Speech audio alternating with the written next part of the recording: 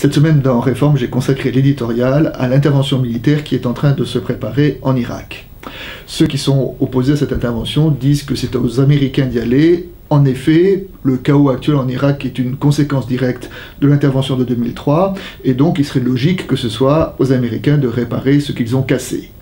L'argument n'est pas faux, mais il peut être retourné. La particularité de cette intervention, c'est justement qu'elle se fait dans le cadre d'une légitimité internationale, ce en quoi elle diffère de l'intervention de 2003. En effet, c'est le président irakien qui fait appel à la communauté internationale pour l'aider à lutter contre l'État islamique qui s'est installé, qui a occupé une partie de son pays. Cette intervention s'assimile donc plus à une opération de police, une police intérieure, qu'à une agression internationale.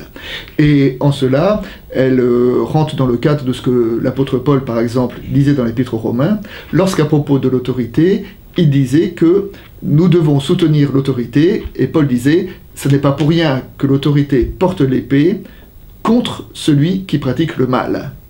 Et l'État islamique, qu'on appelle maintenant Daesh, car ce n'est ni un État, ni référence fidèle à l'islam, l'État islamique peut être considéré comme une incarnation du mal, d'une part dans sa prétention totalitaire, et ensuite dans sa politique d'épuration religieuse. Maintenant, ce n'est pas parce qu'une intervention militaire est légitime que automatiquement elle est bénéfique. Et nous savons qu'il est arrivé qu'il y ait des interventions qui étaient initiées sur les causes les plus justes et qui ont donné un résultat pire que ce qui était la situation antécédente. Il suffit de se souvenir de ce qui s'est passé en Libye.